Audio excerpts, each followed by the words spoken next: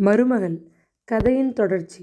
அலுவலகத்தில் இருந்து கொண்டு வரும் சில ஃபைல்களையும் முக்கியமான கடிதங்களையும் பார்க்கும்போதும் அலுவலக ஆட்களை விசாரணை செய்யும் போதும் அவர் இந்த அறையில் இருந்துதான் செயல்படுவது வழக்கம். சுவர் ஓரமாக கூரையை தொட்டு நின்ற புத்தக அலமாரியில் பொன் எழுத்துக்களை புறமுதுகில் காட்டியபடி வரிசையாக புத்தகங்கள். அதற்கு முன்னால் சுழல் நாற்காலி, முகம் தெரியும் மேசை, தொலைபேசி, தரையில் கம்பள விரிப்பு. குளிர்ச்சியை வாரி கொட்டிய அந்த ஏசி அறைக்குள் அவர் அமர்ந்திருந்தார். நாகநாதன் வந்து சொன்னபோது கைவேலையை விட்டுவிட்டு சேலை தலைப்பை இழுத்து தோளை போர்த்தி கொண்டு முன்னெற்றியில் பரந்த கூந்தலை சரி செய்து கொண்டு கவலையும் பயமுமாகத்தான் அந்த அறைக்குள் நுழைந்தாள் சுகந்தி. முன் எச்சரிக்கையாக விரல்களால் கதவை லேசாக தட்டிவிட்டு சத்தமிடாது மெல்ல நடந்து வந்து மேஜை அருகே நின்றாள். கடிதம் ஒன்றை மிகவும் கவனமாக படித்து தமது கையெழுத்தை போட்டு பைலுக்குள் வைத்து மூடிவிட்டு நிமிர்ந்தார் சரவணன். நான் வரச் சொன்னேன். மனோகரன் என்கிட்ட சொன்னான், உனக்கு பிறந்த வீட்டுக்கு போகணும்னு ஆசை வந்திருக்காமே, உண்மையா? திகைப்பும் நடுக்கமுமாக அவள் மெல்ல நிமிர்ந்து அவரை பார்த்தாள். வார்த்தைகள் வரவில்லை. உதடுகள் அச்சத்தில் நடுங்கின. உண்மையை சொல்லிவிடலாமா என்று ஒரு கணம் மனம் சஞ்சலப்பட்டது. லேசாக தலையை அசைத்துவிட்டு தரையை பார்த்தாள். இது மாதிரி எண்ணம் ஏற்படுவது குழந்தைத்தனம். கல்யாணமான பிறகு ஒரு பெண்ணுக்கு கணவன் வீடுதான் நிரந்தரமான இருப்பிடம். உரிய காலத்தில் பிறந்த வீட்டுக்கு போய் வருவது நியாயம். நினைத்த பொழுது கிளம்பணும்னு நினைக்கிறது தவறு. நீ படித்த பெண், வந்து 2 மாதங்கள் கூட ஆகலை. அதுக்குள்ளே பிறந்த வீட்டை நினைச்சு கொண்டு கிளம்ப ஆசைப்படுவது மதியினம். படபடவென்று பேசினார். அவள் மௌனமாக நின்றாள். இந்த வீட்டில் உள்ள 3 மருமகள்களையும் நான் ஒரே சீராகத்தான் நடத்தி வரேன். அவர்களது பாதுகாப்பில் ஒரே விதமான கவனத்தை தான் செலுத்தி வரேன். திடீர்னு உனக்கு மட்டும் தனிப்பட்ட சலுகையை நான் எப்படி தர முடியும்? மூத்த மருமகள் கமலா தாய்மை அடைஞ்ச போதுதான் பிறந்த வீட்டுக்கு போனாள். இளையவளின் அக்கா மகள் நோய்வாய்ப்பட்டு இருந்தபொழுது அனுப்பி வச்சேன். நீ ஆசைப்படுகிறாய் என்று உன்னை பிறந்த வீட்டுக்கு அனுப்ப முடியாது. வீட்டுக்குள்ளேயே அடைஞ்சு கிடக்கிறாப்புல உன் மனசுக்கு தெரிந்தால் இளைய மருமகளோடு கோவிலுக்கு போயிட்டு வா. உன் கணவன் பொழுதோடு வீட்டுக்கு வந்தால் அவனுடன் கடற்கரைக்கு காரில் போய்விட்டு வா. மீதி பொழுது வீட்டு வேலைகளை நன்றாக தெரிந்து கொள்வதில் உற்சாகம் காட்டு. நல்ல புத்தகங்களை படி. என்ன சொல்கிற? சொல்வதற்கு அவளுக்கு ஏதும் இல்லை. இரும்பை விட கடினமான கொள்கைகள் கொண்ட அந்த கிழவரிடம் அவள் தன் மனப்போராட்டத்தை எப்படி விவரிக்க இயலும்? பிறந்த வீட்டுக்கு போவதே ஒரு பெரிய தவறு போல் நினைக்கும் அவர் அவள் மனதை உறுத்தும் அந்த சங்கதியை கேட்டால் பொங்கி போய்விடுவார். எங்கள் குடும்ப கௌரவத்தை நாசமாக்கும் வகையில் கண்டபடி பேசும் உன்னை நிரந்தரமாக உன் பிறந்த வீட்டுக்கே அனுப்பிவிடுகிறேன் என்று கடுமையாக தண்டித்து விட்டாலும் வியப்படைவதற்கில்லை. என்ன பதிலையே காணலையே? கிழவர் லேசாக முருவளித்தபடி அதட்டினார். மன்னிச்சுக்கோங்க, வீட்டு நினைவு மனதை குழப்பிச்சு. நீங்கள் சொல்கிறது நியாயம். அதுபடி நானும் நடந்துக்க முயல்கிறேன். புத்திசாலி பெண், போய் காரியங்களை கவனி என்றபடி அவர் இன்னொரு ஃபைலை எடுத்து விரித்து வைத்து கொண்டார். கழுத்தை பிடித்து தள்ளிய உணர்வில் அவள் அறையை விட்டு வெளிவந்தாள். நம்ம மாமனார் ஒரு நாள் ஓஹோன்னு புகழ்வார், மறுநாள் ஒரேடியாக குழியில் இறக்கி மண்ணை போட்டு மூடிவிடுவார். இந்த வீட்டிலே நான் அனுபவிக்காத சங்கதிகள் இல்லை. பருப்பு சாம்பார் தீர்ந்து போன வாசனை வந்ததுன்னு உன்னை திட்ட கூப்பிட்டு அனுப்பினாரா? சுகந்தியை நடையில் சந்தித்து அனு ஆவலுடன் கேட்டாள். இல்லை, வீட்டு வேலைகளை நான் இன்னும் சரிவர கற்றுக்கொள்ளவில்லைன்னு புத்தி சொல்ல கூப்பிட்டு அனுப்பினார். நேற்று இவர் கொடுத்த மெடலை தூக்கி குப்பை கூடையில் போடு. வயதாயிடுச்சு. கிழவருக்கு நிதானம் தவறிக்கிட்டு வருது. ஒரு நாள் போல ஒரு நாள் பேச மாட்டார். இப்போ ஒன்று புரிஞ்சுக்கோ, மாமனார் மகிழ்ச்சியோடு பாராட்டுகிறாரேன்னு ஏமாந்துடாத. அடுத்த நாளே ஒரு சிறு தவறுக்கு வீடே இடிஞ்சு விடும் போல இறைஞ்சி அதட்டுவார். இவருக்கு நாம் மருமகள்கள் அல்ல, இவர் விலை கொடுத்து வீட்டுக்கு கொண்டு வந்திருக்கும் கொத்தடிமைகள். எனக்கு இந்த வாழ்க்கை அழுத்து போச்சு, உனக்கும் சீக்கிரம் அழுத்துவிடும் கூறிவிட்டு நகர்ந்தாள். ஆண் பிள்ளைகள் வேலைக்கு புறப்பட்டு போனதும் கமலா அண்ணியும் வெளியே கிளம்பிவிட்டாள். வீட்டு நிர்வாகத்தையும் சமையலையும் சுகந்தியும் அணுவும் சேர்ந்தே கவனிப்பது நலம் என்று ஆலோசனை கூறிவிட்டு காரில் ஏறிக்கொண்டு போய்விட்டாள். சில தினங்களாக நானும் பார்த்துட்டு வரேன். இந்த அண்ணி இப்படி அடிக்கடி வெளியில் ஏன் போகிறாங்க? தனக்குள் பேசுவது போல அனு கூறிக்கொண்டு மெல்ல சுகந்தியை திரும்பி பார்த்தாள். வெளியில் ஏதாவது முக்கிய காரியம் இருக்கும், அதான் போகிறாங்க. இந்த வீட்டுக்கு வர்றதுக்கு முந்தி இப்படி அடிக்கடி வெளியே போக மாட்டாங்க. இப்போ எதுக்கு போகிறாங்கன்னு நீங்கள் நினைக்கிறீங்க சொல்லுங்க? சுகந்தி, உனக்கு நான் சொன்னால் குற்றமாக படும். எதுக்கு போகிறாங்க? மனோகரனை வெளியே சந்திக்க போகிறாங்க. முன்பெல்லாம் வீட்டிலே மற்றவங்க கண்ணில் மண்ணை தூவிட்டு காரியத்தை சாதிக்க முடிஞ்சது. இப்போது நீ ஒருத்தி கண்ணில் விளக்கெண்ணெய் போட்டுக்கிட்டு பார்த்துக்கிட்டு இருக்கியே. அதனால் அதற்குள் சமையல் ஆள் நாகநாதன் வந்து அவர்களை அழைக்கவே அத்துடன் அனு தான் திரித்த கதையை நிறுத்தி கொண்டு விட்டாள். ஆனாலும் சுகந்தி மிகவும் குழம்பி போய்விட்டாள். ஓரகத்தை அனு சொல்வதை பற்றி அவள் தீர விசாரித்து உண்மையை அறியாதவரை மனதிற்கு நிம்மதி ஏற்பட போவதில்லை. விசாரித்து அறியவும் வழி இல்லை. ஐயோ, அவள் என்னதான் செய்வாள் என்று அவளது கவனம் முழுவதும் சமையலில் இருக்கவில்லை. சின்னம்மா, பருப்பில் முன்பையே உப்பு போட்டுட்டீங்களே, மறுபடியும் உப்பு ஜாடியில் ஏன் கை வைக்கிறீங்க? நாகநாதன் அவளது தவறை எடுத்து சொன்னான். ரசம் சூடாக இருக்குது. எலுமிச்சம்பழத்தை நறுக்கி தட்டில் வச்சால் வேண்டியவங்க தேவையான அளவு தாங்களே எடுத்து பிழிஞ்சிப்பாங்கன்னு சொல்லியிருக்கேனே. சின்னவருக்கு தக்காளி மட்டும் போதும். அவருக்கு எலுமிச்சை சாறு ரசத்திலே பிழிவது பிடிக்காதுன்னு உங்களுக்கு தெரியுமே. இது என்ன இது? அவளுக்கு என்ன ஆகிவிட்டது? சமையல் அறை காரியங்களில் ஏன் இப்படி ஒரு தடுமாற்றம்? அன்று இரவு விமானத்திலே அவள் கணவன் மனோகரன் தொழில் சம்பந்தமான ஒரு விவகாரத்தை கவனிக்க தந்தையின் உத்தரவுப்படி பம்பாய்க்கு புறப்பட்டு விட்டிருந்தான். அவன் இல்லாதது அவளுக்கு அந்த வீடே வெறுமையாகி விட்டதொரு பிரமை. இரவு முழுவதும் உறக்கமின்றி புரண்டாள். மறுநாள் பொழுதும் நத்தை வேகத்தில் நகர்ந்தது. 3வது நாள் வழக்கம் போல கமலா அவர்களை விட்டு வெளியே சென்றிருந்தாள். காலை வீட்டு முகவரிக்கு வந்த தபால்களை கட்டாக முன் அறை மேஜை மீது கொண்டு வந்து வேலையால் வைத்ததும் அனு வேகமாக அவைகளை புரட்டினாள். அவள் முகம் பிரகாசமாகியது. சுகந்தி, இங்கே வா, பரபரப்புடன் அழைத்தாள். என்னவோ ஏதோ என்ற அவசரத்தில் வேலையை அப்படியே போட்டுவிட்டு முன்னறைக்கு ஓடி வந்தாள் சுகந்தி. இந்த கடிதத்தை பாத்தியா? அவள் முன் ஒரு வெள்ளை கடித உரையை அனு நீட்டினாள். சுகந்தியின் நெஞ்சு படபடத்தது. முகவரியில் இருந்த கையெழுத்து அவளது கணவன் மனோகரனுடையது. ஆனால் அது அண்ணி கமலாவுக்கு எழுதப்பட்ட கடிதம். உனக்கு கூட கடிதம் போட முடியலை, ஆனால் கமலா அன்னிக்கு கடிதம் போட்டிருக்கார். என்ன எழுதியிருப்பார்? பிரித்து பார்த்தால் ஐயோ, அவங்களுக்கு வந்ததை நாம் எப்படி தொடுவது? அவங்களுக்கு வந்ததாக தெரிஞ்சால்தானே. சில சமயம் தபால்கள் குறிப்பிட்ட முகவரிக்கு வராமல் தொலைஞ்சு போகிறதில்லையா? அதுபோல் இது தொலைஞ்சிடுதுன்னு நினச்சிடுவோம். எனக்கு பயமாக இருக்குது. இந்த வம்பெல்லாம் வேணாம், திணறினாள் சுகந்தி. அவள் கணவன் மனோகரன் அவளுக்கு கடிதம் எழுதாது அன்னிக்கு எழுத காரணம்? அதில் என்ன எழுதியிருப்பார்? ஆத்திரமும் பொறாமையுமாக அவள் மனம் குமுறி கொந்தளித்தது. எனக்கு ஒரு யோசனை தோணுது. இந்த உரையை கொஞ்ச நேரம் அடுப்பிலே கொதிக்கும் நீரின் ஆவி மீது காட்டினால் மெல்ல கோந்து இலகிவிடும். உரையை கிழிக்காமல் பிரித்து பார்க்கலாம். நீ சும்மா இரு.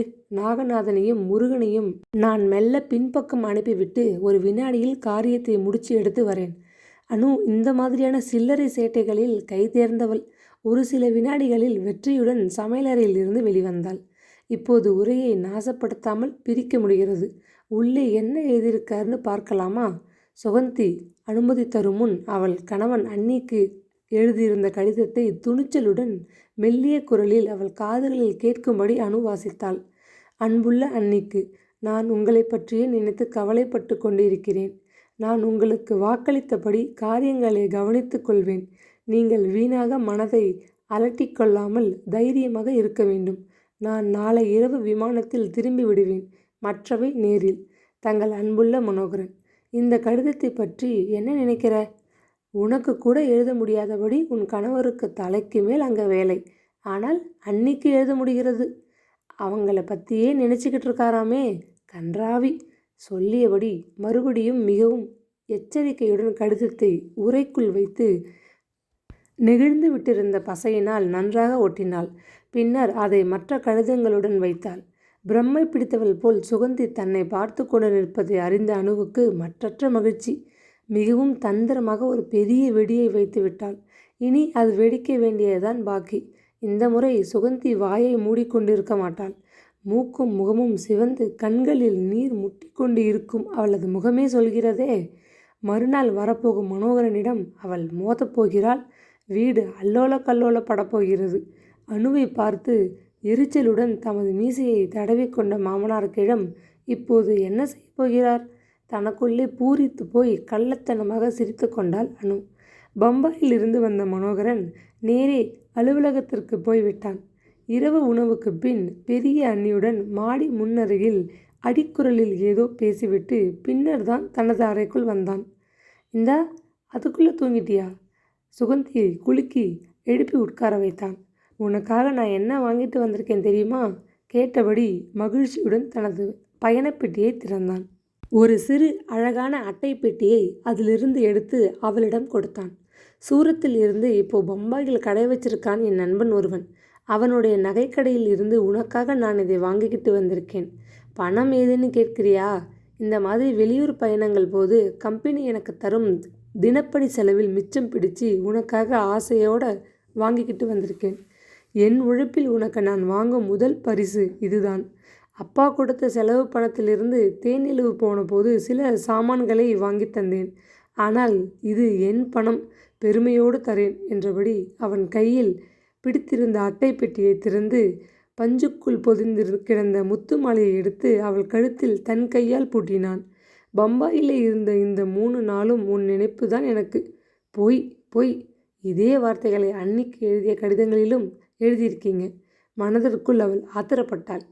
மூச்சு விடக்கூட நேரமில்லாமல் கம்பெனி காரியம் சரியாக இருந்துச்சு. அப்படியா? அன்னிக்கு கடிதம் எழுத மட்டும் நிறைய மூச்சு விட்டீங்களா? நினைத்தபடி பற்களை கடித்து கொண்டாள். இந்த முத்து மாலை உனக்கு ரொம்ப அழகாக இருக்கு. கண்ணாடியில் பார்த்துக்கோயேன் கொஞ்சினான் அவன். முத்து போல கண்ணீர் வடிக்கிறேனே, அது போதாது போல இந்த முத்து மாலை வேற எனக்கு பரிசா? கோபத்தில் சிரிக்க தோன்றியது. ஆனால் அவள் வாயெடுத்து போய்விட்டிருந்தாள். இந்த வீட்டுக்கு வந்ததிலிருந்து நீ ஒரு மாதிரி இருக்கே. முகத்திலே சிரிப்பை அதிகம் காணலை. எதையோ பறிகொடுத்தாப்புல ஒரு ஏக்கம் கண்களில் தெரியுது. சுகந்தி, என்கிட்ட சொல்லு, உன் மனதில் என்ன குறை? அழுகை அவள் நெஞ்சை அடைத்தது. குறை ஒன்றுமில்லை. வீட்டு நினைவு மனதை கலவரப்படுத்துது. என்னை விட உனக்கு பெருந்தகம் ரொம்ப உசத்தியாக இருக்கில்லையா? சிரித்து கொண்டே அவள் கன்னத்தை வருடினான். பெத்து வளர்த்து ஆளாக்கினவங்கள சுலபத்தில் மறக்க முடியாதே. பிறந்த வீட்டுக்கு கிளம்ப அப்பா அனுமதி தரலையேன்னு உன் மனதில் சங்கடம் புரியுது. ஆடி மாதம் வரும்போது உன்னை அனுப்பி வைப்பார். அது இருக்கட்டும். இந்த 2 மாதத்திலே உனக்கு என் அன்பு திகட்டி போச்சா? ஆசை 60 நாள் என்பாங்க. நமக்கு கல்யாணமாகி 60 நாளைக்கு மேலாயிட்டதால் உனக்கு ஆசை குறைஞ்சு போச்சா? மோகம் 30 நாள் என்று கூடத்தான் சொல்லுவாங்க. என்னை பொறுத்தவரை எனக்கு உன்மேலே ஏற்பட்டிருக்கும் மோகம் ஆயுசு வரை இருக்கும். சரிதானே? பொய் பொய், சுத்த பொய். கூக்குரலிட வேண்டும் போல இருந்தது. பதிலுக்கு ஈரமாகிவிட்ட தன் கண்களை மெல்ல துடைத்து கொண்டாள். உன் மனதில் ஏதோ ஒரு சங்கடம் இருக்கு. வெளிப்படையே அதை சொல்ல மாட்டேங்கிற. பரவாயில்ல, காலம் வரும்போது தெரிஞ்சுக்குவேன். சுகந்தி, நீ வீணாக அழுதால் என் மனம் கவலைப்படுகிறது என்றபடி அவளது கண்ணீரை துடைத்து பலவாறு சமாதானப்படுத்த முயன்றான். மறுநாள் காலை சாப்பாட்டறை மேஜையில் காலை பலகாரத்திற்காக தட்டுக்களை வைத்து கொண்டிருந்த அனுவின் கண்களில் சுகந்தியின் கழுத்தில் கிடந்த மாலை பளிச்சென்று பட்டுவிட்டது. இது என்ன புது நகை? யார் கொடுத்தாங்க? யார் கொடுப்பாங்க? என் கணவர் பம்பாயிலிருந்து வாங்கி கொண்டு வந்தார். தாடை இறுக அவளது கழுத்தை வெறித்து பார்த்தாள் அனு. அவள் அக்கா அவளுக்கு கல்யாண பரிசாக ஒரு ஜோடி முத்து தோடு தந்து விட்டிருந்தாள். மாமன் வீட்டிலிருந்து ஒரு ஜதை முத்து வளையல் பரிசாக கிட்டிருந்தன. அவைகளுக்கு ஏற்றாற் போல கழுத்தில் அணிய ஒரு முத்துச்சரம் வாங்கி தரும்படி அவள் தன் கணவனிடம் பல முறை கேட்டு அழுத்து விட்டிருந்தாள். அப்பாவின் உத்தரவின்றி அவனால் துணிந்து மனைவிக்கு எதுவும் வாங்கித்தர இயலவில்லை. நேற்று வந்தவள் சுகந்தி. அவள் கணவன் தனது மனைவிக்கு பரிசு வாங்கி தந்திருக்கிறான். அவனை அப்பா அதற்காக தண்டித்து விடப் போகிறாரா? இவருக்குத்தான் துப்பில்லை. தன் கணவனை மனதிற்குள் சாடிக்கொண்டாள். இதை இப்படியே விட்டுவிடக்கூடாது என்று கருவி கொண்டாள். ஒரு பக்கம் தவறு செய்கிறது, அதுக்கு ஈடு போல இப்படி விலை உயர்ந்த ஒரு பரிசை கொடுத்து ஏமாற்றுகிறது. இதற்கு பெயர் லஞ்சம். மெல்லிய குரலில் குத்தலாக சொல்லிவிட்டு நகர்ந்தாள் அனு. அவமானத்தில் சுகந்தி குறுகி போனாள். அவளது முகமும் காதுகளும் சூடாகின. நெஞ்சு தீவிரமாக அடித்து கொண்டது. இவரது தவறான நடத்தையை பற்றி விளக்கம் கேட்டு அதற்கு ஒரு முற்றுப்புள்ளி வைக்காவிடில் இளைய அண்ணியிடம் தினமும் பேச்சு வாங்கி கட்டிக்கொண்டு வதைப்பட வேண்டும். ஒரு முடிவை அவள் தேட வேண்டும். தன்னுள் எண்ணியபடி அவள் வேகமாக வேலைகளை கவனிக்கத் தொடங்கினாள். அன்று இரவு அவள் துணிவையெல்லாம் திரட்டிக்கொண்டு மனதை உறுத்திய அந்த சங்கதியை பற்றி மெல்ல கணவனிடம் கேட்டுவிட்டாள். ஆமாம், உங்க பெரிய அண்ணியோட சில நாளா தனியா ஏதோ பேசுறீங்களே, அது என்னவாம்? மனோகரன் முகத்தில் இருந்த சிரிப்பு மறைந்து போனது. உனக்கு தெரிய வேண்டிய சங்கதியாக இருந்தால் முன்னமையே சொல்லியிருப்பேன். கம்பெனி சம்மந்தப்பட்ட ஏதாவது பேசுறீங்களா? நானும் தெரிஞ்சு வச்சுக்கொண்டு உதவலாமேன்னு கேட்டேன். அது தப்பா? ரொம்ப தப்பு. அண்ணி சம்மந்தப்பட்ட ஏதோ ஒரு முக்கிய சங்கதி. அதை பற்றி உன்கிட்ட நான் பேச விரும்பல. அவள் நெஞ்சு கோபத்தில் கொதித்தது. கட்டின மனைவியை விட வயதில் பெரியவளான அண்ணியிடம் ஒரு கிறக்கமா? கேட்கவே அசிங்கமாக இருக்கிறது. அவங்க சம்பந்தப்பட்ட சங்கதியாம். எனக்கு புரியலையா? தனக்குள் வெகுண்டாள். மேலே பேசாது மௌனமாகினாள். இதோ பார், நீ பிரத்தியாரின் சொந்த சங்கதிகளில் தலையிடுறத இன்றையோட நிறுத்திக்கோ. எனக்கு சாதாரணமாக கோபம் வராது. வந்தால் என்று முடிக்காது அவளை உறுத்து பார்த்தான். பின்னர் காலடியில் கிடந்த தலையணையை எட்டி உதைத்து தள்ளிவிட்டு தலைமாட்டில் எரிந்த விளக்கை படக்கென்று அணைத்துவிட்டு மறுபுறம் திரும்பி படுத்து கொண்டான். அந்த கேள்வி அவனுக்கு அப்படி ஏன் கோபத்தை உண்டாக்க வேண்டும்? தலையணையை உதைத்ததற்கு பதில் அவள் கன்னத்தில் ஓங்கி ஒரு அறை விட்டிருக்கலாமே. நடுநடுங்கி போய்விட்டாள் சுகந்தி. கிழவர் சரவணன் பிள்ளைகளுக்கும் அப்பனை போல முன்கோபம் உண்டு போலும். எப்பொழுது சிரிப்பார்கள், எந்த நிமிடம் எரிமலையாவார்கள் என்று கணிப்பு செய்யவே முடியாது போலிருக்கிறதே. நெஞ்சை இறுக்கிய துக்கத்தை விழுங்கி கொண்டு அவள் வெகுநேரம் உறக்கமின்றி பலவும் சிந்தித்து கொண்டு படுக்கையில் புரண்டு அசையவும் பயந்து ஒரே நிலையில் கட்டையாக கிடந்தாள். அனு விடிவிளக்கை போட்டுவிட்டு தன் படுக்கையில் வந்து உட்கார்ந்து கொண்டாள். அவள் கணவன் குமரனுக்கு அன்று தொழிற்சாலை மேற்பார்வையில் மிக்க அலைச்சல். உடல் சோர்ந்து உண்ட மயக்கம் நெட்டித் தள்ளி முன்னறையில் உட்கார்ந்து டிவியை கூட பாராது படுக்க வந்து விட்டிருந்தான். லேசாக குரட்டை எழுப்பிக் கொண்டு கிடந்தவனை தட்டி எழுப்பினாள் அனு. திடுக்கிட்டு விழித்து கொண்டு, என்னது, யாருக்கென்ன உளறியபடி எழுந்து உட்கார்ந்தான் குமரன். சமீப காலமாக அவன் அளவுக்கு மீறி சாப்பிடத் தொடங்கியிருந்தான்.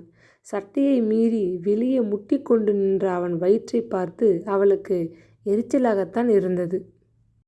வாயை கட்டத் தெரியல. கண்ணை கட்டி கொண்டு முட்டாளாக வாழ்கிறார் மனிதர். தன்னுள் அவனை திட்டிக் கொண்டாள். பளிச்சென்று குழல் விளக்கை போட்டாள். கூசிய தன் கண்களை இடுக்கிக் கொண்டு குமரன் மனைவியை பரிதாபமாக பார்த்தான். என்ன அனு, ரொம்ப களைச்சு போய் வந்திருக்கேன். நல்ல தூக்கத்தில் எழுப்பி உட்காத்தி வச்சா என்ன அர்த்தம்? சினுங்கினான். நீங்கள் தூங்கி கொண்டிருந்தால் முடிவில் பட்டை நாம சாத்திக்க நேரும். கொஞ்சம் விழிப்பாய் இருங்கோ. அப்பாவை கண்டு நடுங்காமல் துணிவாய் பேசுங்கோன்னு சொல்ல எழுப்பினேன். அதுக்கு இப்போ என்ன அவசரம்? ராத்திரி வேலை. உங்களோட உட்கார்ந்து நிதானமாக பேச பகல் எனக்கு ஏது நேரம்? செக்கு மாடாக உழைக்கிறேன். இப்போ தானே நாம் தனியாக ஒரு சில நிமிடம் பேச முடியும். சொல்கிறத சீக்கிரம் சொல்லி முடி என்றபடி கொட்டாவி விட்டான் குமரன். பெங்களூரில் உங்கள் அப்பா தனியாக ஆரம்பிச்சிருக்கிற இந்த நிறுவனத்தை யாருக்கு கொடுக்க போகிறாராம்? அப்பாவின் விருப்பம், நாம் என்ன கேட்க முடியும்? இதுதான் இல்லை, உங்களை இங்கேயே தம் காலடியில் வச்சுக்கிட்டு நல்லா வேலை வாங்க பார்க்கிறார் உங்கள் அப்பா. அவருக்கு மனோகரன் என்றாலே கொஞ்சம் கூடுதலான அன்பு. அண்ணன் ஆனந்தன் உபயோகமில்லை, பெயருக்குத்தான் வேலைக்கு போய்விட்டு வருகிற ஆசாமின்னு அவருக்கு நல்லாவே தெரியும். எல்லோருக்கும் தெரிஞ்ச கதை. அதை பற்றி இப்போ என்ன? உங்கள் அப்பாருடைய திட்டம் எனக்கு நல்லாவே புரிஞ்சிட்டது. இல்லாட்டி நீங்கள் வயதிலும் அனுபவத்திலும் பெரியவர் இருக்கும்போது தம்பி மனோகரனை அடிக்கடி டெல்லி, பம்பாய், கல்கத்தா போன்ற இடங்களுக்கு கம்பெனி காரியமாக அனுப்பி வைப்பாரா? உங்கள் சின்ன தம்பி லேசுப்பட்டவர் இல்லையே. பாவம், அவன் மேலே ஏன் திடீர்னு பழி சுமத்துற?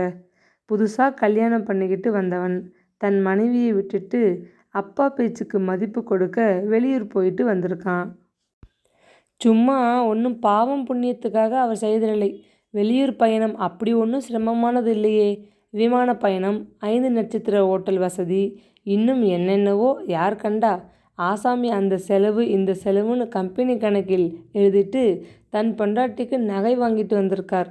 அந்த மக்கு பெண் என்கிட்ட அவள் போட்டுட்டு இருந்த முத்து மாலையை காட்டினதில் தெரிஞ்சுது.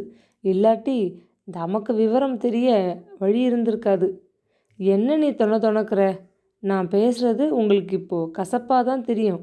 நாளைக்கு உங்கள் தம்பி இதே போக்கில் போய் தனக்குன்னு கணிசமான பணத்தை சுருட்டிக்கிட்டு கிழவர் மண்டையை போட்டதும் அண்ணன்களை விட்டு தனியாக விடுவார். அப்போ சொல்லுவீங்க, என்ன பண்ண சொல்கிற? அப்பாவின் விருப்பப்படியே தான் இங்கே எல்லாம் நடக்கிறது. இதுவரை அவர் விருப்பத்திற்கு நாம் ஆடியது போதும்னு சொல்கிறேன். பெங்களூரில் திறக்க போகிற அந்த நிறுவனத்தை உங்கள் வசம் கொடுக்க சொல்லி உங்கள் பங்கை கேட்டு இப்போவே நாம் பிரிஞ்சு போகிறது நல்லது. இல்லாட்டி ஏமாந்துடுவோம். தன் கணவன் பதிலுக்கு தயாராக காத்திருந்த அணுவுக்கு ஏமாற்றமும் கோபமும் வந்தது. வெகு நேரமாக கிழவர் தன் கடைசி மகனுடன் அந்த அறையில் உட்கார்ந்து பேசி கொண்டிருப்பது தெரிந்தது. கடைசியில் கவலை படர்ந்த முகத்துடன் மனோகரன் வெளிப்பட்டான். ஆமாம், இவனுக்கு என்ன வந்துவிட்டது? யாரையோ சாக கொடுத்தவன் போல முகம் வாடிப்போய் வருகிறானே. சீக்கிரம் உள்ளே போங்க, இல்லாட்டா கிழவர் சாப்பிட எழுந்து வந்து விடுவார், கிசுகிசுத்தாள். மேல் துண்டை உதறி தோளில் போட்டபடி எழுந்த கிழவரின் புருவங்கள் உயர்ந்தன. காலை வேளையில் வீட்டில் இன்னொரு பிரச்சனையா என்றபடி கண்களால் 2வது மகன் குமரனை, அவன் பின்னால் பூனை போல வந்து நின்ற அணுவையும் கவனித்தார். வீட்டில் உள்ளவர்களிடமோ அலுவலகத்து ஊழியர்களிடமோ பேசும்போது நிற்க வைத்தே பேசி முடிப்பார் அந்த கண்டிப்பான கிழவர். அலுவலகம் கிளம்ப 3/4 மணி நேரம்தான் இருக்கு. இன்னமும் நாம் காப்பி பலகாரம் சாப்பிடல. என்ன சங்கதின்னு சட்டுன்னு சொல்ல முடியுமா? குமரன் எச்சிலை விழுங்கி கொண்டான்.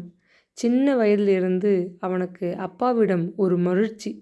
பூதம் பிசாசை சந்தித்து விட்டதைப் போல தனியாக அவரிடம் நின்று பேசும்பொழுது பயத்தில் நிலை குலைந்து போய்விடுவான். இத்தனை வயதிற்கு பின்பும் கல்யாணமாகிய பின்பும் அவனுக்கு அப்பாவிடமிருந்த அச்சம் சிறிதும் அகலவில்லை. இந்த அணு கொண்டு வந்து நிறுத்திவிட்டாளே என்று உள்ளூர குமுறிக்கொண்டு மெல்லிய குரலில் ஆரம்பித்தான். பெங்களூரில் திறக்கப் போகிற நிறுவனத்தையும் அங்கே வாங்கி போட்டிருக்கிற வீட்டையும் யாருக்கு கொடுக்க போறீங்கன்னு பேச முடியாது தடுமாறினான். லேசான ஒரு ஏளன புன்னகை கிழவர் உதட்டில் தவழ்ந்தது. இந்த விவகாரத்தை உனக்கு சொன்னது அணுதானே? ஆணி அடித்தார் போல் மனிதர் கேட்டுவிட்டார். ஆமாம் என்று சொல்ல முடியாது தலையை அசைத்தான் குமரன். இந்த காலை வேளையில் இங்கே உள்ள தொழிற்சாலை, கடை, அலுவலகம் இதுகளில் எத்தனை வேலை கிடக்கு? அதை பற்றி அக்கறைப்படாமல் ஆரம்பிக்க போகிற பெங்களூர் நிறுவனத்தை பற்றி பேச வேண்டியது அவசியமா? கிழவர் அதட்டினார். அதை யாருக்கு தரப்போறீங்கன்னு தானே கேட்கிறேன். ஏன், நானே அங்கே போய் தனிப்பட்ட முறையில் நடத்த போகிறேன்னு வச்சுக்கோயேன். கிழவர் கோபத்துடன் சிரித்தார். மனோகரனை விட நான் பாடுபட்டு உழைக்கிறேன். வெளியூர் பயணச் சலுகைகள் எல்லாத்தையும் நீங்கள் அவனுக்கே தர்றீங்க. இந்த பெங்களூர் நிறுவனமும் அவனுக்காகத்தான்னு நினைக்கிறேன். நீ பாடுபட்டு உழைக்கிறதாக சொல்லிவிட்டால் போதுமா? உன் உழைப்பினால் என்ன பயன் என்கிற கணக்கை நிர்ணயித்து பார்க்கிறவன் நான். யார் யாருக்கு என்ன தரணும், எப்போ தரணும் என்கிறது எனக்கு தெரியும். அந்த பெங்களூர் நிறுவனத்தை தனக்கு கொடுத்து அங்கே வாங்கியிருக்கும் வீட்டையும் கொடுத்து தமது பங்கை தந்துவிடும்படி கேட்கிறார். அணு துணிவையெல்லாம் திரட்டிக்கொண்டு சற்றென்று சொல்லிவிட்டாள் ஆத்திரத்துடன். கிழவர் அவளை அதிசயமாக பார்த்தார். அவள் எதிர்பார்த்தபடி அதற்காக அவர் கூச்சலிட்டோ உரத்த குரலில் பேசியோ அவளை அதட்டவில்லை. மிகவும் சன்னமான குரலில் கேட்டார். ஏம்மா, இதெல்லாம் உன் யோசனையா? குமரனுக்கு சொந்தமாக சிந்தித்து செயல்படும் புத்தி எப்போதுமே கிடையாது. என் பிள்ளையை பற்றி எனக்கு தெரியாதா? எத்தனை நாளாக நீ இந்த திட்டத்தை இவனுக்கு உருவேற்றிக்கிட்டு வர்ற? அவர் பச்சை குழந்தையா? அவராகத்தான் கேட்கிறார். பெத்த தகப்பனுக்கு மரியாதை கொடுத்து இத்தனை நாளும் வாயை மூடிக்கிட்டு எல்லாத்தையும் பொறுத்துக்கிட்டு இருந்தார். அணு கோபத்துடன் அவரை உறுத்து பார்த்தாள். மதிப்பிற்குரிய மாமனார்கிட்ட நீயும் வாயை மூடிக்கிட்டு இருந்தியாக்கும். இப்போ 3வதாக வீட்டுக்கு ஒருத்தி வந்துட்டாளேன்னு உன் மனசில் பொறாம. இங்கே இருக்க பிடிக்கல. மெதுவாக புருஷனை கிளம்பிட்டு போகணும்னு திட்டம் இல்லையா? அனு மௌனமாக வெறித்தாள். காலை வேளையில் எனக்கு உங்களோட தகராறு செய்து கொண்டு நிற்க பொழுதில்லை. இப்படிப்பட்ட சம்பவங்களை நான் எதிர்பார்த்தே சில ஏற்பாடுகள் செய்துவிட்டு வரேன். ஏன்னா என் உயிர் கல்லால் கட்டி சாந்தால பூசி வச்சிருக்கல. ஒரு நாள் பொசுக்குன்னு நான் போயிட்டா என்ன நடக்கும்னு என்னால் இப்போவே ஊகிக்க முடியும். எல்லோரும் நல்லா சுகமாக இருக்கும்போதே நல்லதை செய்திடலாமே. அனு சொன்னதும் கிழவர் அவளை வெறுப்போடு பார்த்தார். நீ வெறும் பட்டதாரி. இந்த படிப்புக்கே இத்தனை கேள்வி கேட்கிற. வக்கீலுக்கு படித்து விட்டிருந்தால் என்னை கிழிச்சி கூறு போட்டிருப்ப போலிருக்கு. ஒன்று மட்டும் ஞாபகத்தில் வச்சுக்கோ, இந்த சொத்து அத்தனையும் என்னுடையது. வெளியே போங்கோன்னு என் மகன் 3 பேரையும் அவன் பொண்டாட்டிகளையும் அனுப்பி வைக்க என்னால் முடியும். எந்த கோர்ட்டுக்கு நீங்கள் போனாலும் செல்லுபடியாகாது, தெரிஞ்சுக்கோங்க. அம்மா அனு, இன்னொரு தடவை இந்த மாதிரி பேசிக்கிட்டு என் பொழுதை வீணாக்கினியோ உன்னை உன் பிறந்த வீட்டுக்கு ஓய்வாக இருக்க அனுப்பிவிடுவேன். சொத்தை பிரித்து நான் கொடுத்த பிறகு நீ உன் கணவனோட வந்து வாழலாம்னு சொல்லிவிடுவேன். என் கோபத்தை கிளறாதே. பெரியவங்களை எதிர்த்து பேசுகிறதை இன்னையோடு விட்டுடு. எச்சரிக்கை செய்துவிட்டு அவர்களை தாண்டி அறையை விட்டு வெளியேறினார். நான் சொன்ன நீ கேட்டியா என்று குமரன் மனைவியிடம் சீறினான். கிடக்கிறார் கிழவர். எத்தனை நாளைக்கு இந்த ஆட்டம்? ஒரு நாள் தொப்புன்னு மாரடைப்பில் மனிதர் அலுவலகத்து இருக்கையிலேயே மண்டையை போட போகிறார். என் வயிற்றெரிச்சல் வீண் போகாது. ஆத்திரத்துடன் சூளுரைத்தபடி அனு வெளியே வந்தாள். குமரனையும் அணுவையும் பற்றி அக்கறை காட்டாதது போல தன் 2 மகன்களுடன் அமர்ந்து கிழவர் காலை உணவை சாப்பிட்டு கொண்டிருந்தார். அணுவின் துணிச்சலான தர்க்கத்தினால் மனம் கொதித்து போனதையோ அவர் உணர்வுகள் பொங்கி எழுந்ததையோ அவர் சிறிதும் காட்டிக்கொள்ளவில்லை. மாறாக, வெங்காய சாம்பார் ரொம்ப சுவையாக இருக்குமா? இட்லிக்கு சரியான பொருத்தம் சாம்பார் தான். நீ தானே தயார் செய்த? ரொம்ப கெட்டிக்காரியாயிட்ட வரையே என்று தனது கடைக்குட்டி மகனின் மனைவி சுகந்தியை அவர் உரத்த குரலில் பாராட்டி கொண்டிருந்தார். அடுத்த 3ஆம் நாள் காலை ஆண்கள் அலுவலகத்திற்கு புறப்பட்டு போன பின்னர் கமலா அண்ணி வெளியே போக தயாராக கீழே இறங்கி வந்தாள். நீயும் சுகந்தியும் வீட்டையும் மற்ற வேலைகளையும் கவனிச்சுக்கணும். நான் திரும்ப வர நேரமாகும் என்று கூறியதை கேட்டு முகம் சுருங்கி போனாள் அனு. மாமனார் மட்டந்தட்டி பேசியதிலிருந்து அவள் மனம் குமைந்து போய்விட்டிருந்தது. அதிகாரம் செய்கிற மட்டும் செய்து கொண்டிரு. விரைவில் நானும் என் கணவனும் இந்த நகரத்தை விட்டு வெளியேறிவிடப் போகிறோம் என்று தனக்குள் எரிச்சலுடன் எண்ணியபடி பதிலளிக்காது தலையை ஆட்டினாள். சுகந்தி, சாப்பாட்டுக்கு அவங்கெல்லாம் வருவாங்க, நல்லா கவனிச்சுக்கோமா சொல்லியபடி தன் தோள்பையை எடுத்து கொண்டாள் கமலா. அப்படின்னா நீங்கள் பகல் பொழுது கூட வீட்டுக்கு திரும்ப மாட்டீங்களா? எங்கே நீ போக போறீங்க? கேட்க வேண்டும் என்ற ஆவல் அவளுக்கு. ஆனால் மர்மமாக பேசிய பெரியவளிடம் குறுக்கு கேள்வி கேட்க அச்சமாக இருந்தது. கமலா அண்ணியின் சொந்த சங்கதிகளில் அவள் தலையிடுவது தவறு என்று கணவன் சொல்லியிருந்தது சுகந்தியின் மனதை குடைந்தது. எங்கேயோ போகட்டும், நமக்கென்ன என்று எண்ணியபடி, ஆகட்டும் அண்ணி, எல்லாத்தையும் கவனிச்சுக்கிறேன் என்றாள் சன்னமான குரலில். சொல்லி வைத்தாற்போல வாசலில் கார் வந்து நின்றது. அலுவலகத்தில் இருந்து தன் காரை ஓட்டிக்கொண்டு திரும்பி வந்திருந்தான் மனோகரன். கமலா அண்ணி வேகமாக வெளியேறி முன்பக்கத்து இருக்கையில் மனோகரன் பக்கத்தில் ஏறி அமர்ந்து கொண்டாள். உள்ளே வந்து மனைவியிடம் ஒரு வார்த்தை கூட பேசாது அவன் வண்டியை அவசரமாக ஓட்டிக்கொண்டு போய்விட்டான். அனு அவளை பார்த்து ஏளனமாக முறுவலித்துவிட்டு முன்னறையை சுத்தம் செய்து கொண்டிருந்த வேலையாட்களை கவனிக்கச் சென்று விட்டாள். 1000 ஊசிகளால் நெஞ்சை குத்திவிட்டது போன்ற வேதனையில் தவித்து போனாள் சுகந்தி. அலுவலகத்தில் இருந்து அவசரமாக அண்ணியை அழைத்து போக காரணம்? வண்டி ஓட்டுகிறவர் இருக்கும்போது மனோகரன் வந்து ஏன் அழைத்து போக வேண்டும்? இதில் ஏதோ ஒரு சூது இருக்கிறது. எத்தனை நாளைக்கு அவள் இந்த அக்கிரமத்தை பார்த்து கொண்டு பேசாமல் இருப்பது? இப்படி அண்ணியுடன் சுற்றி கொண்டிருந்தால் பெரியவர் கண்களில் படாமலா போய்விடும்? பணக்கார வீட்டு மருமகளாக அவள் பால் சோறு தின்று கொண்டிருப்பதாக பெற்றவர்கள் மகிழ்ந்து கொண்டிருக்கின்றனர். சாகவும் முடியாது, பிழைக்கவும் வகையில்லாமல் அவள் தவித்து கொண்டு நிற்பது அவர்களுக்கு எங்கே தெரிய போகிறது? சிறிது நேரம் சமையலறையில் வளைய வந்தாள். அவளுக்கு வேலை ஓடவில்லை. இந்நேரம் மனோகரன் அலுவலகம் திரும்பியிருக்க வேண்டும். தொலைபேசியில் தைரியமாக கேட்டுவிட்டால். ஓசைப்படாது மாடிப்படி பக்கம் விரைந்து தன் அறைக்கதவை மூடிக்கொண்டாள். முன்பு ஒரு தடவை அவள் தன் கணவனை அலுவலகத்திற்கு தொலைபேசி மூலம் தொடர்பு கொண்டிருக்கிறாள். அனு வந்ததும் வராததுமாக சொன்ன திடுக்கிடும் தகவல்களில் மனம் அதிர்ந்து போய், கணவன் உண்மையில் அலுவலகத்தில்தான் இருக்கிறானா அல்லது வெளியே புறப்பட்டு போன கமலா அண்ணியை சந்திக்கப் போயிருக்கானா என்று துப்பு துலக்கத்தான் போன் செய்தாள். என்ன சுகந்தியா, அலுவலகத்துக்கு அனாவசியமா தொலைபேசியில் கூப்பிட்டு பொழுதை வீணாக்குவது அப்பாவுக்கு பிடிக்காது. சீக்கிரம் சொல், அதட்டினான் அவன். உங்கள் சட்டைப்பையில் மணிப்பரிசை வைத்துவிட்டு போயிருந்தீங்க, அதை சொல்லத்தான். நல்ல வேளை அவனது மறதி அவளுக்கு சட்டென்று கை கொடுத்தது. பணம் இல்லாமல் நான் வீடு திரும்ப தவிச்சு போயிடுவேன்னு நினைக்கிறியா பைத்தியம்? வேலை தலைக்கு மேலே குவிஞ்சு கிடக்கு. அவள் வைக்கும் முன் தொலைபேசியை அவன் வைத்து விட்டான். இந்த தடவை அவள் என்ன காரணம் சொல்லுவாள்? ஓ, ஞாபகத்துக்கு வருகிறதே. கை கடிகாரத்தை அவிழ்த்து அலங்கார மேஜை மீது வைத்துவிட்டு போய்விட்டார். அதை பற்றி சொன்னால் போச்சு. துணிவுடன் அவசரமாக அலுவலக எண்ணை சுழற்றினாள். மனோகரன் அவர்களா? அவர் வெளியில் போயிருக்கிறார். எப்போ வருவார்னு சொல்ல முடியாது. நீங்கள் யாருன்னு சொன்னா? வரவேற்பு பெண் பணிவுடன் கேட்டாள். பரவாயில்லை என்று டக்கென்று தொலைபேசியின் தொடர்பை துண்டித்து கொண்டாள்.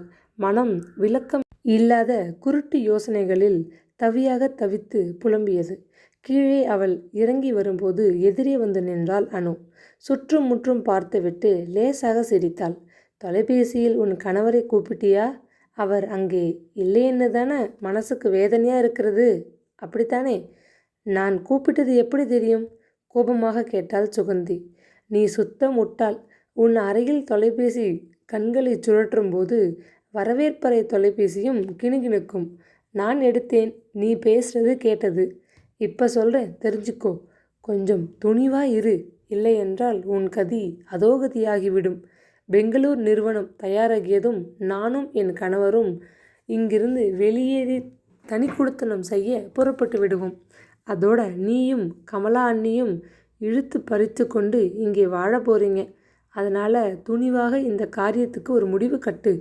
நீங்கள் தனி குடித்தனம் அமைக்க புறப்பட்டு போகிறீங்களா? மாமனார் உத்தரவு தந்து விட்டாரா? அடித்து பேசினேன், அசந்து போயிட்டார். அவர் புலியும் இல்லை சிங்கமும் இல்லை. நாம தான் பயந்துக்கிட்டு இருக்கோம். வெறும் வெத்து வெட்டுன்னு பேசின பிறகுதான் புரிஞ்சுக்கிட்டேன். அப்படியா என்றாள் சுகந்தி வியப்புடன். அவள் பிறந்தகம் போக விரும்பியதற்கு அவளை கூப்பிட்டு எப்படி சாடினார். அவள் கோழையாக தலையை குனிந்து கொண்டு நின்றதால் மனிதன் ரொம்பவே அலட்டிக்கொண்டாரே. அணுவைப் போல அவளும் அவரிடம் துணிவாக சங்கதியை சொல்லி அந்த அக்கிரமத்திற்கு ஒரு முற்றுப்புள்ளி வைக்க முயன்றாள். அவங்க 2 பேரும் எங்கே போயிருக்காங்கன்னு தெரியுமா? அனு கேட்டதும் திடுக்கிட்டு திரும்பினாள். சுற்றும் முற்றும் பார்த்துவிட்டு வஞ்சகமான முருவளித்தாள் அனு. வீட்டு வேலை அப்படியே கிடக்குது. நேரம் வேகமாக ஓடுது. ஆண் பிள்ளைகள் பகல் சாப்பாட்டுக்கு வந்துடுவாங்க. ரொம்ப நேரம் பேசிக்கொண்டு நிற்க முடியாது. எதுக்கு போயிருக்காங்களாம்? சுகந்தி கோபத்தையும் துயரத்தையும் அடக்கி கொண்டு அடிக்குரலில் கேட்டாள். கமலா அண்ணியை ஒரு தனியார் மருத்துவமனையில் அனுமதிக்க மனோகரன் வந்து கூட்டி போயிருக்கார். அன்னிக்கு உடம்புக்கு என்ன? உன்னை பைத்தியம்னு நினைக்கிறதான்னு புரியலை.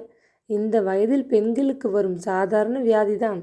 கமலா தாய்மை அடைஞ்சிருக்காங்கன்னு சொல்கிறீங்களா? சாதாரணமாக நீயும் நானும் தாய்மை அடைஞ்சால் அதை கொண்டாடி மகிழ்வோம்.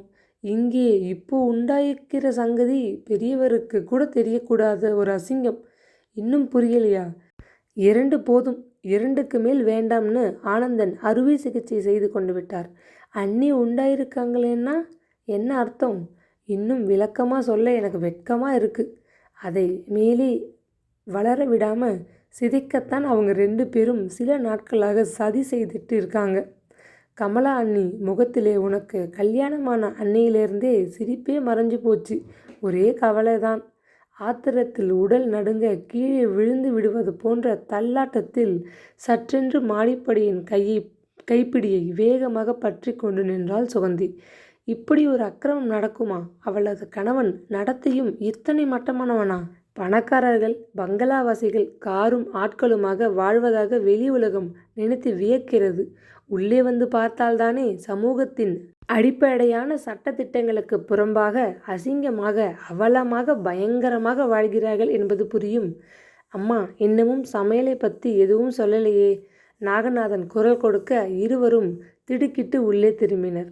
கனவில் நடப்பது போல அறைக்குள்ளே வளைய வந்தாள் சுகந்தி. என்ன செய்கிறோம் என்று நினைப்பின்றி காரியங்களை கவனித்தாள். ஏதோ சிந்தனையில் அடுப்பில் சூடாக்கி விட்ட பாத்திரத்தை கையால் தொட்டுவிட்டு, ஐயோ அம்மா என்று தாங்க முடியாத எரிச்சலில் அவள் கிரீச்சிட்டு அலறிவிட்டாள். பாத்திரத்தின் விளிம்பு விரலில் நெருப்பாக சுட்டுவிட்டது. அம்மா, கைப்பிடிக்கும் துணியை வச்சு தூக்குங்கன்னு சொல்லிக்கிட்டே இருந்தேன் என்று முதல் உதவி செய்ய புறப்பட்டான் நாகநாதன். எல்லாவித சிகிச்சைக்கு பின்னும் விரலில் லேசான எரிச்சல், மனதிலோ திகுதிகுவென்று கொழுந்து விட்டிருந்து கொண்டிருந்தது. பகல் உணவிற்கு வீட்டுக்கு வந்த ஆண் பிள்ளைகளுக்கு அனு பரிமாறினாள். சாப்பிடும்போது வழக்கமாக அவர்களிடையே அடிபடும் பேச்சும் சிரிப்பும் இன்றி சாப்பாட்டறை அமைதியில் மூழ்கியிருந்தது. மனோகரன் கவலை பிடித்தவனாக காணப்பட்டான். கையை கழுவி கொண்டதும் அவர்கள் உடனடியாக கிளம்பிவிட்டனர். தன்னிடம் சொல்லி கொண்டு போக வருவான் என்று சுகந்தி நடையில் சிறிது நேரம் நின்றதுதான் மிச்சம். அவன் எல்லோரையும் விட முன்னதாக புறப்பட்டு காரில் ஏறிக்கொண்டு விரைந்தான். சந்தேகமே இல்லை, தனியார் மருத்துவமனையில் அனுமதித்திருக்கும் தன் அன்புக்கு உகந்த அண்ணியை போய் பார்க்கத்தான் இந்த அவசரம். மனைவியை கூட திரும்பி பார்க்க முடியாதபடி அண்ணி பக்கம் அப்படி ஒரு ஈர்ப்பு. எத்தனை நாள் அவள் இந்த கொடுமையை பொறுத்து கொண்டிருப்பது? சீறி எழுந்து சண்டை போட்டு வீட்டில் ரகளை செய்ய அவளுக்கு துணிவு வரமாட்டேன் என்கிறதே. அன்று பகல் அவள் சாப்பாட்டில் நாட்டமின்றி தட்டில் பரிமாறப்பட்ட உணவு வகைகளை ஒதுக்கிவிட்டு மோரும் சோறும் போட்டு தின்றுவிட்டு எழுந்துவிட்டாள். மாலை மனோகரன் அலுவலகத்திலிருந்து திரும்பிய போது கமலா அண்ணியையும் கூட்டிக் கொண்டு வந்திருந்தான். இந்த காரியமெல்லாம் ஒரு நாள் வேலை போலும். இதை பற்றி யாருக்கு தெரியும்? முன்பின் தெரிந்திருந்தால்தானே சுடுகாடு தெரியும் என்று கோபத்துடன் சுகந்தி சமையற்கட்டையே முகாமிட்டு கொண்டிருந்தாள். சிறிது பொழுதில் அவளை பெரியவர் அழைப்பதாக வீட்டு வேலையாள் ஒருவன் வேகமாக ஓடி வந்து சொன்னான். அவரது அலுவலக அறைக்குள் சுழல் நாற்காலியில் சரவணன் சாய்ந்து கொண்டிருந்தார். உன்னைதான் இப்போ இந்த வீட்டு நிர்வாகம் நம்பி இருக்கு. அதனாலே தான் கூப்பிட்டு அனுப்பிச்சேன். கமலாவுக்கு உடம்புக்கு சுகமில்லை. 2 நாள் ஓய்வா படுக்கையில் இருக்கணும்னு டாக்டர் சொல்லியிருக்கார். குழந்தை அமுதன், வளர்மதி இருவரும் அவளை தொந்தரவு செய்யாமல் நீதான் பார்த்துக்கணும். கமலாவுக்கு பத்தியமா சாப்பாடு தந்து கவனிச்சுக்கணும். சுகந்தி மௌனமாக நின்றாள். கமலாவுக்கு உடம்புக்கு என்ன என்கிற சங்கதி கிழவருக்கு தெரியாமலாயிருக்கும். தெரிந்திருப்பதால் தான் அந்த அசிங்கத்தை மற்றவர்கள் காணாமல் மறைக்க பார்க்கிறாரா? அணுவிடம் இந்த பொறுப்பெல்லாம் கொடுக்க நான் விரும்பலை. ஏன்னா சமீப காலத்திலே அவள் ஒரு மாதிரி மாறிக்கிட்டு வருவதை நான் கவனிச்சு கொண்டு வரேன். அவளுக்கு தனி கொடுத்தனம் செய்ய வேணும்னு ஆசை வந்திருக்கு. உனக்கு அப்படி ஒரு ஆசை ஏதும் இல்லையே? இருந்தால் மனம் விட்டு சொல்லம்மா. கிழவர் அவளை ஏறிட்டு பார்த்தார். அதிகாரமும் மிடுக்கும் நிறைந்த அவரது பார்வையில் அவள் வாய் கட்டுண்டு போனது. எனக்கு அப்படி ஒரு ஆசை இருக்கிறது. என் கணவர் பங்கை கொடுத்து விட்டால் நாங்களும் தனியே போய்விடுவோம். சொல்ல மனம் துடியாக துடித்தது. சிறு வயதில் இருந்து அவள் பெரியவர் பேச்சுக்கு அடங்கி போகும் பணிவு மிக்க ஒரு பெண்ணாக வளர்க்கப்பட்டு விட்டாள். இப்போது திடீரென்று அந்த ஆவேச சக்தி எங்கிருந்து வரும்? கீழ்ப்படிந்து கிழவர் காலடியில் மிதிப்பாயாக அவள் கிடக்க வேண்டியதை தவிர வேறு வழி? அப்படியெல்லாம் நான் நினைக்கல. மென்று விழுங்கினாள். உனக்கு இந்த வீட்டில் எங்களோடு சேர்ந்து வாழ்வதில் முழு விருப்பம்தானே? ஆமாம் என்று தலையை அசைத்துவிட்டு கண்கள் கலங்கி போனதை அவர் பார்த்துவிடக்கூடாது என்ற பயத்தில் தரை கம்பளத்தை வெறித்தாள். சரி, ரொம்ப மகிழ்ச்சி. போய் அண்ணியை கவனி. குழந்தைங்க பள்ளிக்கூடத்திலிருந்து வருவாங்க, அதுகளை சமாளி. கிழவர் உத்தரவிட்டு அலமாரியில் இருந்த ஒரு புத்தகத்தை எடுக்க திரும்பினார். அதுதான் சரியான தருணம் என்று சுகந்தி ஓட்டமாக வெளியேறினாள். குழந்தைகள் பள்ளியிலிருந்து வந்தனர். அவர்களை கவனித்துவிட்டு கமலா அன்னைக்கு சாப்பிட கஞ்சி தயார் செய்து எடுத்துக்கொண்டு மாடி பக்கம் கிளம்புவதற்குள் பொழுது அமிழ்ந்து விட்டது. வெளியே போக தயாராகி விட்டவள் போல அந்த வேளையில் அனு பட்டுச்சேலை அலங்காரத்தில் மிதமிஞ்சிய ஒப்பனையில் கும் என்று சென்ட்டு தன்னை சுற்றிலும் மணக்க தோளில் மாட்டிக்கொண்டிருந்த கனமான பையை கையில் அழுத்தி பிடித்து கொண்டு இறங்கி படிகளில் மெல்ல வந்து கொண்டிருந்தாள். அன்னிக்கு பணிவிடை செய்ய கிளம்பிட்டியா? பலே பலே, இப்படியெல்லாம் நடக்கும்னு நான் எதிர்பார்த்தேன். வீணாகல, நல்ல வேலை, நான் தப்பிச்சேன். அடிக்குரலில் ஊசியாக தைத்த ஓரகத்தி மெலிதாக சிரித்தாள். பதிலளிக்காது சுகந்தி முகம் சிவந்து கோபத்தில் பொங்கிப் போவதைக் காண அணுவுக்குத்தான் எத்தனை ஆனந்தம்! தூங்கிக் கொண்டிருக்கும் நாய்க்குட்டியை சீண்டும் பூனையைப் போல அவள் சதா சுகந்தியின் உணர்வுகளை குத்தி குதறிக்கொண்டு அதில் இன்பமடைந்து கொண்டிருந்தாள். அப்படி அவளுக்கு ஒரு வக்கரமான புத்தி. ஒரு சங்கதி தெரியுமா? நாங்கள் இன்னைக்கு ராத்திரி சாப்பாட்டுக்கு பிறகு ஊருக்கு கிளம்பிக்கிட்டு இருக்கோம். சித்த முன்ன கிழவர் சொல்லி அனுப்பினார். நானும் என் கணவரும் போய் அவரை அவர் அறையில் பார்த்தோம். நாங்கள் 2 பேரும் காரில் புறப்பட்டு போய் அந்த பெங்களூர் வீட்டையும் நிறுவனத்தையும் பார்த்துட்டு வந்து திருப்தியான அபிப்பிராயம் சொல்லணுமாம். நாளை மறுநாள் தான் வருவோம். இனி வீட்டு வேலை முழுவதும் உன் தலையில். நீ கெட்டிக்காரி, சமாளிப்ப. எத்தனை பிரச்சனைகள் வந்தாலும் பொறுமையா சமாளிக்க தெரிஞ்சவள். பாய் பாய் என்றபடி கீழே இறங்கி ஓடி மறைந்தாள். தாடை இறுகி போனாள் சுகந்தி. அனு மிகவும் கெட்டிக்காரிதான். தான் நினைத்ததை முடித்து விட்டாளே.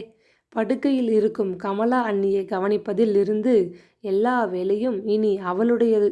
அவள் அந்த வீட்டின் உயர்மட்டத்து வேலைக்காரி. பொங்கிய சினத்தை அடக்கி கொண்டு கஞ்சி பாத்திரத்துடன் அவள் கமலா அண்ணியின் அறைக்குள் புகுந்தாள். கமலா மிகவும் சோர்வாக படுத்து கிடந்தாள். முகம் வெளியே காணப்பட்டது. சுகந்தியை கண்டதும் கமலா மெல்ல படுக்கையிலிருந்து எழுந்து உட்கார்ந்தாள். கஞ்சியை ஒரு டம்ளரில் நிறைத்து, அண்ணி இதை சாப்பிடுங்கோ. ராத்திரி வேலைக்கு இது போல் திரவமான உணவுதான் சாப்பிடணும்னு டாக்டர் சொன்னாராமே. இவர் வந்து சொல்லிட்டு போனார். உங்களுக்கு பிடிக்குமோ என்னவோ. கொஞ்சம் ஜவ்வரிசி போட்டு கஞ்சி தயாரித்து பால் சர்க்கரை கலந்து கொண்டு வந்திருக்கேன். சூடு ஆறும் முன் சாப்பிட்டா நல்லா இருக்கும் என்றாள். தன் வாழ்வில் மண்ணை அள்ளி போடும் இவளுக்கு நாம் பணிவிடை வேறு செய்ய வேண்டியிருக்கே என்று உள்ளூர அவள் மனம் குமுறியது. கமலாவின் கண்களில் நன்றி தெரிந்தது.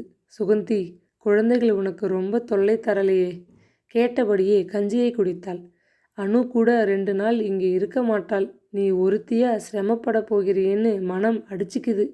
நீ செய்கிற இந்த உதவிக்கு நான் ரொம்ப கடமைப்பட்டிருக்கேன். நீங்கள் எனக்கு ஒரு உதவி செய்தால் நானும் ரொம்ப கடமைப்பட்டிருப்பேன். என் கணவரை உங்கள் கைப்பிடியில் இருந்து உதறிவிடுங்கோ. நாங்கள் 2 பேரும் எங்கேயாவது கண்காணாத இடத்துல போய் வாழ்ந்துக்கிறோம். அவள் மனம் புலம்பியது. முகத்திலே சோகம் நிறைந்த மெல்லிய சிரிப்பை வரவழைத்து கொண்டாள். கவலைப்படாதீங்க அண்ணி, நீங்கள் உடம்பை பத்திரமா பார்த்துக்கோங்க. நான் வீட்டை கவனிச்சுக்கிறேன். வேற ஏதாச்சும் வேணும்னா கூப்பிடுங்கோ. அந்த போர்வையை அலமாரியில் இருந்து எடுத்து போத்திட்டு விளக்கை அணைச்சிட்டு கதவை லேசாக சாத்திட்டு போமா. கமலா சொற்படி செய்து முடித்துவிட்டு வெளியே போக கஞ்சி பாத்திரத்துடன் சுகந்தி திரும்பிய போது கமலா அவளை கூப்பிட்டாள். இன்னிக்கும் நாளைக்கும் மட்டும் குழந்தைகள் அறையில் அவர்களுக்கு துணையாக நீ படுத்துக்கோமா. அம்மாவுக்கு என்னவோ ஏதோ வந்துடுச்சுன்னு அவங்க 2 பேரும் என்னை படுக்கையிலேயே பார்த்து அழுதுட்டாங்க. தனியாக படுத்து தூங்க பயப்படுவாங்க. இந்த உதவி செய்வியாம்மா? சுகந்திக்கு உண்மையிலேயே தாங்க முடியாத கோபம் பொத்து கொண்டு வந்தது. அவள் தன்னுடைய கணவனிடம் அன்று என்னென்னவோ துணிவாக பேச வேண்டும் என்று மனதிற்குள் திட்டமிட்டிருந்தாள். அவன் படுக்கை அறைக்குள் வரும்போதுதான் அந்த தனிமையில்தான் அது சாத்தியப்படும். ஒரு சில நிமிடம் அவன் பேசுவான். அந்த பேச்சை கூட அவள் அனுபவிக்க கூடாதா? பேசாவிட்டாலும் அவன் படுக்கையிலே அருகில் தூங்குகிறான் என்ற நினைப்பு அவளுக்கு ஒரு அமைதியை கொடுத்தது. அந்த அமைதிக்கும் இப்படி ஒரு குறுக்கீடா? முடியாது, என்னால் இதெல்லாம் செய்ய முடியாது. உங்கள் கணவர் குழந்தைகளை பார்த்து கொள்ளட்டுமே என்று சொல்ல வேண்டும் போல நெஞ்சில் இருந்த வார்த்தைகள் வாய்க்குள் வந்துவிட்டன. என் கணவருக்கு வீட்டு பொறுப்பு ஏதாச்சும் இருந்தா இப்படி உன்னை நான் வற்புறுத்த மாட்டேன். இரவு படுக்கும் முன் கூட அவர் கொஞ்சம் மது அருந்துவார். வளர்கிற பிள்ளைகளுக்கு அப்பாவின் துர்ப்பழக்கம் எல்லாம் ஏன் தெரியணும்? அம்மாவின் நடத்தையும் தெரியக்கூடாது அல்லவா? சுகந்தியின் மனம் எரிந்தது. அவள் மறுத்தால் மனோகரன் அவளிடம் கோபம் கொள்ளக்கூடும். அவளது வாழ்க்கை முள்மேல் போட்ட சீலை. மெல்ல கிழியப்படாது கணவனது மனத்தாங்கலுக்கு ஆளாகாமல் அவளை நாளடைவில் அந்த அசிங்கமான உறவிலிருந்து விடுவித்து அவனுடன் வெளியேறிவிட வேண்டும். சரி அண்ணி, கவலைப்படாமல் தூங்குங்க, நான் பார்த்துக்கிறேன் என்று கூறிவிட்டு அறையை விட்டு வெளியேறினாள். அன்று ஞாயிற்றுக்கிழமை. அலுவலகத்திற்கு கிளம்ப வேண்டிய அவசரம் யாருக்கும் இருக்கவில்லை. பள்ளிக்கூடம் அனுப்ப குழந்தைகளை தயாரிக்க வேண்டிய நிர்பந்தமும் இருக்கவில்லை. விடியும் முன்பே எழுந்துவிட்ட கமலா தலைமுழுகிவிட்டு ஈர முடியில் துவாலையை சுற்றி கொண்டு சுகந்தி தடுத்தும் தானே பூஜை அறை வேலைகளை கவனித்தாள். பின்னர் சமையல் அறைக்குள் வந்து சுகந்தியுடன் கூட உதவினாள். பூஜையை முடித்து கொண்டு சாப்பாட்டு அறையில் வந்து உட்கார்ந்த சரவணன் முகம் கவலையில் கூம்பி இருந்தது. மனோகரன் கூட ஞாயிறு அன்று வரும் நாளேடுகளை படிக்காது குளியலுக்கு பின் நேரே அப்பாவுடன் சாப்பாட்டு அறைக்குள் வந்து உட்கார்ந்து விட்டான். வழக்கம் போல் சில நிமிடம் தாமதம் செய்துவிட்டு மெல்ல வந்து கலந்து கொண்டான் மூத்த மருமகன் ஆனந்தன். ஞாயிற்றுக்கிழமைகளில் குழந்தைகளும் அவர்களுடன் சேர்ந்து காப்பி பலகாரம் சாப்பிடுவது வழக்கம். பள்ளிக்கூடத்து கதைகளை அவர்கள் மாறி மாறி சொல்ல தாத்தா மகிழ்ச்சியில் பூரித்து போய் சாப்பிடுவார். தாத்தா, நேற்று எங்கள் வகுப்பில் என்ன நடந்தது தெரியுமா? அமுதன் ஒரு கதையை ஆரம்பித்த போது சற்றென்று தாத்தா நிமிர்ந்து அவனை பார்த்தார். இந்த கதையெல்லாம் ராத்திரி சாப்பாட்டின் போது வச்சுக்கலாம். இப்போ யாரும் சத்தம் போடாமல் கிடுகிடுன்னு போட்டதை சாப்பிட்டு விட்டு மாடியில் போய் புத்தகத்தை வச்சு படிச்சுக்கிட்டு இருக்கணும். கடுமையான குரலில் அதட்டினார். விடுமுறை நாட்களில் அந்த வீட்டில் காலை பலகாரத்திற்கு ஆப்பம் செய்வது வழக்கம். மல்லிகை பூ போல கையால் தொட்டால் துவளும் ஆப்பத்தை மிகவும் பிரியமாக 2க்கு மேல் கேட்டு வாங்கி சுவைத்து சாப்பிடுவார் கிழவர். சுகந்தி அவரது தட்டருகே வந்தபோதே சரவணன் கண்டிப்பாக கூறிவிட்டார். ஒன்னே ஒன்று வை போதும். துளி அளவு தேங்காய் பால் ஊற்றினால் போதும். சர்க்கரையா? தேவையில்லை என்றார். மனோகரனும் ஆப்பத்தை அதிகம் விருப்பமின்றி கடமைக்கு தின்பவன் போல வேகமாக பிட்டு விழுங்கினான். விரைவாக காலை உணவை முடித்து கொண்டு கிழவர் அமைதியின்றி வாயில் வராந்தாவில் முன்னும் பின்னும் உலாவத் தொடங்கினார். மனோகரன் தன்னுள் ஏற்பட்ட ஒரு பரபரப்பை அடக்க முடியாதவன் போல நகத்தை கடித்து கொண்டு முன்னறையில் ஒரு இருக்கையில் வெளித்தோட்டத்தை பார்த்தபடி அமர்ந்திருந்தான். கமலா வெறும் காப்பியை மட்டும் பருகிவிட்டு வெளியே செல்ல தயாராகியவளாக கீழே இறங்கி வந்தாள். அவள் முகம் மிகவும் வெளிரி காணப்பட்டது. கண்களில் ஒரு விதமான கிளி தெரிந்தது. நான் எல்லாத்தையும் கவனிச்சுக்கிறேன், நீங்கள் போய்விட்டு வாங்க. ஆனால் பகல் சாப்பாட்டிற்கு என்ன சமைக்கிறதுன்னு சொல்லலையே. சுகந்தி மெல்லிய குரலில் கேட்டபடி பின்னால் வந்து நின்றாள். பகல் பொழுது ஒரு சமயம் பெங்களூரிலிருந்து அணுவும் குமரனும் வருவாங்க. அவங்களுக்கும் சேர்த்து சமையல் செய்து வைக்கிறது நல்லது. உன் மனதுக்கு தோணியதை சமையம்மா. இன்னைக்கு என்கிட்ட எதுவும் கேட்காத என்று கூறிவிட்டு அவள் வேகமாக முன் அறையை தாண்டி வெளியே சென்றாள். அண்ணி, நான் கூட வரவா என்று கேட்டபடி மனோகரன் ஓடி வந்தான்.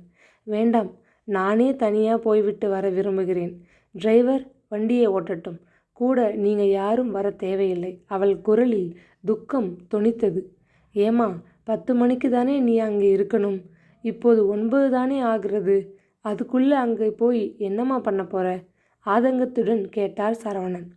அங்கே உட்கார்ந்து கொண்டு கொஞ்ச நேரம் மன அமைதியோடு சிந்திக்க விரும்புகிறேன் மாமா என்று கூறிவிட்டு மாடிப்படிகளில் ஆவலுடன் ஓடி வந்து நின்ற தன் குழந்தைகளை கனிவுடன் பார்த்தாள். திடீரென்று கண் கலங்கி போய் அதற்கு மேல் அங்கே நிற்க பிடிக்காதவள் போல் வேகமாக படியிறங்கி தயாராக காத்து நின்ற காரின் பின் இருக்கையில் ஏறி அமர்ந்து கொண்டாள். பேயறைந்து விட்டது போன்ற முகத்துடன் உள்ளே வந்த மாமனாரையும் கவலையே உருவாக தெரிந்த கணவனையும் வியப்புடன் பார்த்தாள் சுகந்தி. கமலாவுக்கும் அவர்களுக்கும் இடையே ஏதோ ஒரு ரகசியம் உள்ளது. அதை ஏன் அவளுடன் அவர்கள் பங்கிட்டு கொள்ளக்கூடாது? கமலா அண்ணி ரொம்பவும் கவலையுடன் கிளம்பி தனியே ஏன் போக வேண்டும்? அவளுக்கு ஒரே குழப்பமாக இருந்தது. சமையல் அறைக்குள் அவள் திரும்பும் முன் பெங்களூருக்கு போயிருந்த குமரனும் அணுவும் காரில் வந்து இறங்கினார்கள். அப்பா, அங்கே இப்போ எப்படி இருக்கு தெரியுமா? ஏசி இல்லாமல் நல்லா தூங்கலாம். ஒரே சீரா குழு குழுன்னு இருக்கு. கடை தெருவில் சுத்தினால் களைப்பே தெரியல. வந்ததும் வராதுமாக படபடவென்று உரத்த குரலில் ஆர்ப்பரித்தாள் அனு. நான் போய் மாடியறையில் குளிச்சுட்டு வரேன். பசி காதை அடைக்கிறது. இன்னைக்கு டிஃபன் ஆப்பந்தானே? வர்ற வழியிலேயே அதை நினச்சி சாப்பிடாது வந்திருக்கேன் என்று சுகந்தியிடம் இறைந்து பேசிவிட்டு மாடிக்குள் ஓடினாள் அனு. கணவன் மனைவி இருவரும் வீட்டின் நிலைமைக்கு மாறாக மிகவும் உற்சாகமாக காணப்பட்டனர். அவர்களுக்கு பெங்களூர் வீடும் அந்த ஊர் வாழ்க்கையும் ஆரம்பிக்கப் போகும் நிறுவனத்தின் அமைப்பும் ரொம்பவும் பிடித்து விட்டது போலும். 3 நாள் வெளியூரில் இருந்துவிட்டு வீடு திரும்பியவள் ஒப்புக்கு கூட கமலா அண்ணி எப்படி இருக்காங்க என்று கேட்கவில்லை. கணவனும் மனைவியும் பஞ்சத்தில் அடிபட்டவர்கள் போல சுகந்தி கொண்டு வந்து வைத்த ஆப்பத்தையும் காப்பியையும் ஒரு கை பார்த்தனர். மாமா எங்க? அவர் அறையில் தானே இருக்கார் என்றபடி எழுந்து அவசரமாக கையை கழுவிக்கொண்டு கணவனுடன் முன்பக்கம் விரைந்தாள் அனு. இனிமேல் தனக்கும் அந்த வீட்டின் நிர்வாகத்திற்கும் எந்த விதமான சம்பந்தமும் இல்லை என்றது போல் இருந்தது அவளது செயல். வராந்தாவிலே வெகு நேரம் நடந்து கால் ஓய்ந்து விட்டிருந்த சரவணன் அவர்கள் வந்து இறங்குவதற்கு சற்று முன்னர் தான் தமது அறைக்குள் வந்து உட்கார்ந்திருந்தார். வாசலில் கார் வந்து நிற்பதையும் அதுவரை அமைதியில் மூழ்கி கிடந்த வீட்டில் அதற்கு பின் கேட்ட சத்தத்தையும் அவர் கண்டும் கேட்டும் கொண்டுதான் உட்கார்ந்திருந்தார்.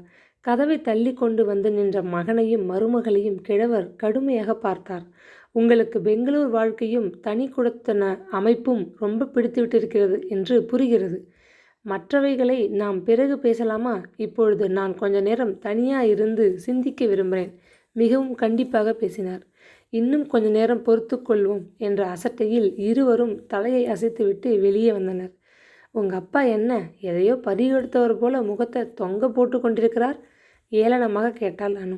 இன்னும் கொஞ்ச நேரத்தில் பாகப்பிரிவினை சங்கதியை பேசி முடித்ததும் நிரந்தரமாக ஒரு பிள்ளையை பிரிஞ்சிடுவார் இல்லையா? அதை நினச்சி கலங்கி போயிருக்கார் போலிருக்கு. கடுகு சிரித்தாலும் காரம் போகாதும்பாங்க. உங்கள் அப்பாவுக்கு நமது திட்டம் தெரிஞ்சு மனுஷனுக்கு அதிர்ச்சி ஏற்பட்டும் ரொம்பவும் துணிச்சலா அலட்டிக்கிறார் கிடக்கிறார் கிழவர் என்று கூறிவிட்டு மாடிப்படி பக்கம் போக திரும்பினாள். சமையல் அறையில் இருந்து வெளிப்பட்ட சுகந்தியை கண்டதும் முகம் சிரித்து போனது. இதோ பார் சுகந்தி, எனக்கு பயண களைப்பு, முதுகு வெட்டுது. உனக்கு வீட்டு வேலையில் கை கொடுக்க என்னால் முடியாது. மேலும் இனிமேல் இந்த வீட்டுக்கும் எனக்கும் எந்த விதமான சம்பந்தமும் இருக்க போறதில்லை. அதையும் தெரிஞ்சுக்கோ அகங்காரமாக கூறிவிட்டு மாடிக்கு விரைந்து விட்டாள். பகல் உணவு தயாரிப்பதை விரைவாக செய்து முடித்துவிட்டு வெள்ளி தம்ளரில் மோரை நிரப்பி எடுத்துக்கொண்டு சுகந்தி மாமனார் தங்கியிருக்கும் முன்பக்கத்து அறைக்கு வந்தார். இன்னைக்கு எனக்கு பசியும் இல்லை தாகமும் இல்லை. பாவம், நீ மறக்காமல் எடுத்து வந்திருக்கியே, சாப்பிட்ற என்றபடி தம்ளரை வாங்கி சிறிதளவு மோரை பருகிவிட்டு அதை மேஜை மீது வைத்தார். கேட்டை திறக்கும் ஓசை தொடர்ந்தது. கார் பங்களாவின் நடைபாதை மீது விரைந்து வரும் சத்தம் கேட்டதும் கிழவர் பரபரப்படைந்து போனார். அது சமயம் மனோகரன் ஆவலுடன் கதவை தள்ளி திறந்து கொண்டு உள்ளே ஓடி வந்தான். அண்ணி வராங்கப்பா என்றான். அங்கே சுகந்தி நிற்பதை கண்டு மேலே பேசாது தயங்கினான். சுகந்தி, நீயும் அப்படி இங்கேயே இருமா. கமலா வரா, நல்ல செய்தி கொண்டு வரட்டும். எனக்கு கையும் உடல காலும் உடல என்று கிழவர் கூறியதை கேட்டு சுகந்திக்கு குழப்பம். கிழவர் தமது இருக்கையிலிருந்து எழுந்து நின்றார். மேல் துண்டால் முகத்தை துடைத்து கொண்டார். கழுத்தை தடவி விட்டு கொண்டு ஆவலுடன் கதவு பக்கம் பார்த்து கொண்டிருந்தார். கதவை தள்ளி திறந்து கொண்டு உள்ளே வந்த கமலாவின் முகத்திலே பெரியதொரு புன்னகை தெரிந்தது. மாமா, என்னை வாழ்த்துங்க, மனம் நிறைஞ்சி வாழ்த்துங்க. டாக்டர் நல்ல செய்தி தான் சொன்னார். எனக்கு வந்திருப்பது புற்றுநோய் இல்லையாம். பரிசோதனை சாலையில் இருந்து வந்த விவரம் பளிச்சுன்னு சொல்லுதாம். எனக்கு வயிற்றிலே வந்திருக்கிற கட்டியை அறுவை சிகிச்சையாலே எடுத்து விட்டால் நான் பூரண சுகமடைஞ்சுவேனாம். ஒரு பெரிய பாரம் தலையில் இருந்து இறங்கினா போல இருக்கு என்றவள் திடீரென்று விசும்பியபடி மாமனாரின் காலடியில் விழுந்து கும்பிட்டாள். எழுந்துருமா, சுத்த பைத்தியக்கார பெண்ணா இருக்கியே. இப்போ நீ சிரிச்சுக்கிட்டு இருக்கணும். அதை விட்டுட்டு ஏன் அழுகிற? சுகந்தி குனிந்து கமலாவை தூக்கி நிறுத்த அவள் முகத்தை சேலை தலைப்பால் துடைத்து கொண்டு பேசினாள். தம்பி மனோகரன் கல்யாணத்தின் போதே எனக்கு உடம்புக்கு முடியாமல் இருந்தது. பல்லை கடிச்சுக்கிட்டு நான் சமாளித்து கொண்டிருந்தேன். ரொம்பவும் வயிற்று வலியும் இரத்தப்போக்குமா திண்டாடி போன போதுதான் அந்த பெண் டாக்டரை போய் பார்த்தேன். அவங்க எனக்கு புற்றுநோய் ஆரம்பமாக இருப்பதாக சந்தேகப்படுவதாக சொன்னதும் ரொம்ப அரண்டு போயிட்டேன். நாங்களும் ரொம்ப கவலைப்பட்டு போனோம்மா, கிழவர் கனிவாக சொன்னார். சரி, இன்னும் சில மாதங்களில் வியாதி முற்றி இறந்து போய்விடப் போகிறோம். கணவரும் வீட்டையோ குழந்தைகளையோ தொழிலையோ ஒழுங்காக கவனிக்காமல் ஏனோ தானோன்னு இருக்கிறாரே. சின்னஞ்சிறுசுகள் அனாதையாயிடுமேன்னு நான் விட்ட கண்ணீர் அழுத அழுகை மனோகரன் தம்பிக்கு மட்டும்தான் தெரியும். அவர் மட்டும்தான் எனக்கு ஆறுதல் சொல்லி தைரியம் கொடுத்தது. அப்படி ஏதாச்சும் நேர்ந்துட்டா கூட குழந்தைகளுக்கு சேர வேண்டிய சொத்துக்களை பாதுகாத்து அதுகளை முன்னுக்கு கொண்டு வரது தன் கடமைன்னு எனக்கு வாக்கு கொடுத்தான். மனோகரன் என் கொழுந்தன் மட்டுமல்ல, நான் பெற்றெடுக்காத ஒரு மகன். அதை பற்றி இப்போ என்ன அண்ணி? மனோகரன் இடைமறித்தான். இல்லைப்பா, நீ உதவி செய்ததை பற்றி ஒரு வார்த்தை சொல்லாட்டா மனம் அடங்காது. மனோகரன்தான் இன்னொரு நிபுணரை பார்த்து ஆலோசனை கேட்கணும்னு வற்புறுத்தினான். அந்த பெரிய டாக்டர் ஒரு சிறு அறுவை சிகிச்சை செய்யணும்னு சில மணி நேரம் மருத்துவமனையில் இருக்கணும்னார். அந்த சிகிச்சையிலிருந்து எடுத்த சிறு தசைப்பகுதியை பரிசோதனைக்கு அனுப்பினார். இன்னைக்கு காலை வந்து பார்க்கும்படி சொன்னார். நீ அங்கே போய்விட்டு திரும்புறதுக்குள்ள என்ன செய்தி கொண்டு வர போறியோன்னு நான் செத்து போயிட்டேன். கிழவர் தழுதழுத்தார். ஒருத்தருக்கு மனதாலும் தீங்கு நினைக்காத உங்களுக்கு இப்படி ஒரு வியாதி வரணுமா?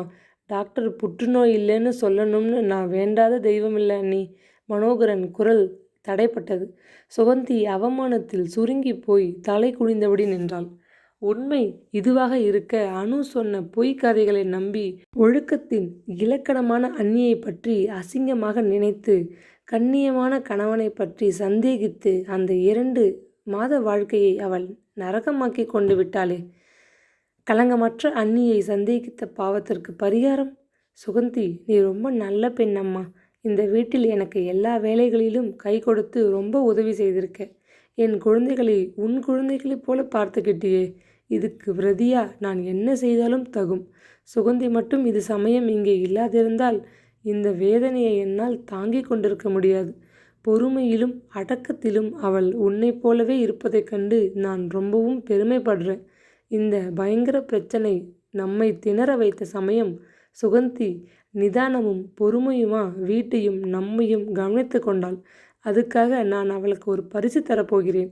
கூறியபடி கிழவர் அறைக்கு மூலையிலிருந்த இரும்பு பீரோவை திறந்தார். கமலா, ஞாபகம் இருக்கா? ஒரு வாட்டி நான் காய்ச்சலில் 10 நாள் படுத்துவிட்ட போது நீ கொஞ்சமும் முகம் கோணாமல் சலிக்காமல் எனக்கு பணிவிடை செய்தாயே. அதுக்காக நான் உனக்கு ஒரு தங்க காசு மகாலட்சுமி அச்சடித்த காசு என் மனைவி தாலி சரட்டில் போட்டு கொண்டிருந்ததை கொடுத்தேன். ஆமாம் மாமா, தினமும் நான் என் மாங்கல்யத்தை எடுத்து கண்களில் ஒத்திக்கும் போது சரட்டோடு கோத்துக்கிட்டு இருக்கும் அந்த பொற்காசையும் கண்களில் ஒத்திக்கொண்டு வணங்குவது வழக்கம். இதே போன்ற இன்னொரு காசும் இருக்கு. இன்னொரு மருமகளுக்கு தரலாமேன்னு எடுத்து வச்சிருக்கேன்.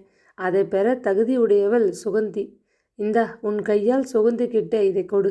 அவளும் உன்னை போல தன் கழுத்து சரட்டிலே அதை கோத்து போட்டுக்கிட்டு மகராசியா நல்லா இருக்கட்டும், மகிழ்ச்சியுடன் சொன்னார் சரவணன். 2 கைகளையும் நீட்டி அதை பெற்றுக்கொண்ட சுகந்தியின் கண்களில் நீர். அந்த பரிசுக்கு அவள் தகுதியுடையவளா? இதுவரை தகுதியுடையவள் இல்லை. ஆனால் இனி அந்த தகுதியை தேடிக்கொள்ளப் போகிறாள். கமலா அன்னிக்கு செய்யப்போகும் அந்த பெரிய அறுவை சிகிச்சையின் போது வீட்டையும் குழந்தைகளையும் கவனித்து கொள்வதோடு அண்ணியையும் கவனமாக பார்த்து கொள்ளப் போகிறாள். பலவும் எண்ணியபடி மாமனார் சரவணன் பாதங்களை தொட்டு கும்பிட்டாள். அண்ணி, என்னை வாழ்த்துங்கள் என்று கமலாவின் பாதங்களை மன்னிப்பு கோரும் பாவனையில் தொட்டு கண்களில் ஒற்றிக்கொண்டாள். என்ன பெரிய கலாட்டா நடக்குது என்று சற்று உரத்த குரலில் தன்னுள் பேசிக்கொண்டே உள்ளே கணவனுடன் வந்த அனு மாமனாரின் கடுமையான முகத்தை கண்டு வாயை அடக்கி கொண்டாள். ஒரு பக்கம் வந்து உள்ளே நின்று கொண்டாள். உங்களை கூப்பிட்டு அனுப்பணும்னு நினச்சேன். நீங்களே வந்தது நல்லதா போச்சு. உங்கள் இஷ்டப்படியே பெங்களூர் நிறுவனமும் வீடும் உங்கள் பங்குக்கு உயிரில் ஒதுக்கிவிட்டேன்.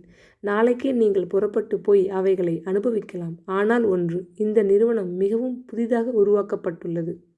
அதை நிர்வகித்து லாபம் கண்டு முன்னுக்கு வர வேண்டியது உன் பொறுப்பு. நீயாக கேட்டதினால் கொடுத்தேன். ஏற்கனவே நன்றாக இயங்கி வரும் சென்னை அலுவலகம், தொழிற்சாலை கிடங்கு இத்தியாதிகள் மூத்தவனுக்கும் 3வது மகனுக்கும் பங்கிட்டு விட்டிருக்கேன். அங்கே 2 பேராவது ஒற்றுமையா இருந்து சுகமா வாழ்வாங்கன்னு நம்புறேன். இந்த பங்கீட்டில் யாருக்காவது கூடு குறைன்னு பாரபட்சமா ஏதாச்சும் செய்திருக்கிறீர்களா? துணிவுடன் ஒரு கேள்வி எழுப்பினாள் அனு. பெங்களூர் நிறுவனத்தையும் வீட்டையும் சென்னை தொழிற்சாலை மற்றவைகளோடு ஒப்பிட்டால் கொஞ்சம் குறைவுதான். புத்தும் புதிய நிறுவனம். ஒழுங்காக நடத்த தெரியாவிடில் நஷ்டம் வரலாம். ஆனால் இவை நீங்களாக கேட்டு வாங்கி கொண்டது. இதை கூட தர நான் மறுத்திருக்கலாம். ஆனால் தொடர்ந்து உன்னை இந்த வீட்டில் தங்க அனுமதிக்க எனக்கு மனம் இல்லாததால் பெங்களூருக்கு உன் கணவனுடன் அனுப்பி வைக்கிறேன். புரிஞ்சுக்கோ, அதட்டினார் கிழவர். அப்படி நான் என்ன தவறு செய்தேன்? உரைத்தாள் அனு. நீ செய்தது மன்னிக்கப்பட முடியாத மாபெரும் தவறு. அலுவலகத்துக்கு போய்விட்டதாக ஒரு நாள் நீ தப்பா நினைத்து கொண்டு நடையில் நின்றபடி பேசிய அசிங்கம் என் காதுகளில் துல்லியமாக கேட்டது. எப்பேற்பட்ட குற்றச்சாட்டு! கள்ளங்கபடமில்லாதவங்க மேலே எத்தனை பெரிய பழியை சுமத்தினாய்! அத்தோட வீட்டுக்கு புதிதாக வந்திருப்பவளின் வாழ்க்கையை குலைக்க என்ன மாதிரி கதை சொல்லி கலக்கி விட்டுட்டே. அனு, நீ சாதாரண பெண்ணில்ல, குடியை கெடுக்க வந்த ஒரு நச்சு பாம்பு. உதட்டை கடித்து கொண்டு கோபத்துடன் உறுத்து விழித்தாள் அனு. கொக்குன்னு நினைச்சியா? கொங்கணவானானாம். அதுபோல முறைச்சு பார்த்துட்டா பண்ணுன தப்ப நான் மறந்துடுவேனா? கடவுள் கிருபையால் கமலாவுக்கு வந்த நோய் நாங்கெல்லாம் நினச்சி பயந்தாப்புல புற்றுநோயாக இல்லாமல் சாதாரணமான ஒரு வியாதியாக போய்விட்டிருக்கு. அவளும் சுகந்தியும் சகோதரிகள் போல நேசமாக இந்த வீட்டில் இருக்க போகிறாங்க. ஒன்று தெரிஞ்சுக்கோ, 4 பேரை கூடி ஒரு காரியத்தை செய்யும்போது அது ரொம்ப சுலபமாக முடியும். தனியாக ஒருத்தர் செக்கை தள்ள பார்த்தால் ரொம்ப சிரமமாகத்தான் இருக்கும். தன்னந்தனியாக ஒரு வீட்டை நிர்வகிக்கிறது அத்தனை சுலபம் இல்லை. சீக்கிரம் புரிஞ்சுக்குவ. கொஞ்ச நாளைக்கு முன் ஒரு மாதர் சங்கத்தில் போய் நீ தேசிய ஒருமைப்பாட்டை பற்றி பேசிவிட்டு வந்தாயே, நினைப்பிருக்கா? உன் படம் கூட சில பத்திரிகைகளில் வந்ததே. வீட்டிலே ஓரகத்திகளோட ஒற்றுமையாக இருக்க முடியாத உனக்கு தேசிய ஒருமைப்பாட்டை பற்றி பேச வெட்கமா இல்லை? நம்ம பெரியவங்க கூட்டு குடித்தனம் அமைச்சதில் அர்த்தம் இல்லாமல் போகலை. வீட்டுக்குள்ளே அண்ணன் மற்ற உறவினர்கள் இடையே ஒற்றுமை ஏற்பட்டால் அது மெல்ல பரவி சமூகத்திலே ஒற்றுமை நிலவும். பின்னர் அது தேசம் முழுவதும் பரவும் என்ற அடிப்படையில்தான் அமைச்சாங்க. நீங்கள் எல்லாம் இந்த காலத்து பெண்கள், ஆண்கள். உங்களுக்கு கூட்டு குடித்தனம் பிடிக்காது. ஆனால் தேசிய ஒருமைப்பாட்டை பற்றி ரொம்ப வாய்க்கிழியே பேசுவீங்க. வார்த்தைகளால் சாடி வெறுப்புடன் தன்னை மாமனார் வெறித்ததை கண்டு கூசி போய்விட்டாள் அனு. உங்களுக்கு இஷ்டமில்லைன்னா நாங்கள் இங்கேயே. அனு தடுமாறினாள் திகிலுடன். இந்த சரவணன் முடிவு எடுத்தால் அதில் மாற்றமில்லை. நீங்கள் இருவரும் பகல் சாப்பாட்டுக்கு பிறகு பெங்களூர் கிளம்புறீங்க. உங்கள் சாமான்களை சுகந்தியும் மனோகரனும் பத்திரமாக பார்சல் செய்து லாரியில் அனுப்பி வைத்து விடுவாங்க. அங்கே போய் நல்ல பெயர் எடுத்துட்டு சுகமாக வாழுங்கள் என்று வாழ்த்துறேன் என்று கூறிவிட்டு சுகந்தி பக்கம் திரும்பி முருவளித்தார். அம்மா சுகந்தி, ஒரு சின்ன காரியம் செய்வியா? சிரமம் பாராமல் இன்னைக்கு பகல் உணவோட சாப்பிட கொஞ்சம் பாயாசம் தயார் பண்ணுவியா? கமலா கொண்டு வந்த நல்ல செய்தியை கேட்டதும் எனக்கு இனிப்பு சாப்பிடணும்னு ஆசையாக இருக்குது. அதோட என் இளைய மகனையும் மருமகளையும் இனிப்போட ஊர் அனுப்பி வைக்க விரும்புகிறேன். செய்வியாம்மா? இதோ 10 நிமிடத்தில் தயார் செய்து விடுகிறேன் சொல்லிக்கொண்டு வேகமாக உள்ளே ஓடினாள் சுகந்தி. அவள் மனதில்தான் எத்தனை நிம்மதி, ஆனந்தம், மனோகரன் மேல் எத்தனை மதிப்பு, காதல். அவள் வாழ்க்கை அங்கே இனி எத்தனை இனிமையாக இருக்கப் போகிறது. தன்னையும் மீறிய உற்சாகத்தில் அவள் லேசாக பாடிக்கொண்டு சமையல் அறைக்குள் மறைந்தாள். லக்ஷ்மி அம்மாவோட இந்த கதை இப்போ மட்டும் இல்லை, இன்னும் எத்தனை வருஷம் கழித்து படித்தாலும் அப்போ இருக்க ஜென்ரேஷனுக்கு கண்டிப்பாக ஒத்துப்போகக்கூடிய கதை தான். கதை கேட்டு ரசித்த அனைத்து உள்ளங்களுக்கும் நன்றி.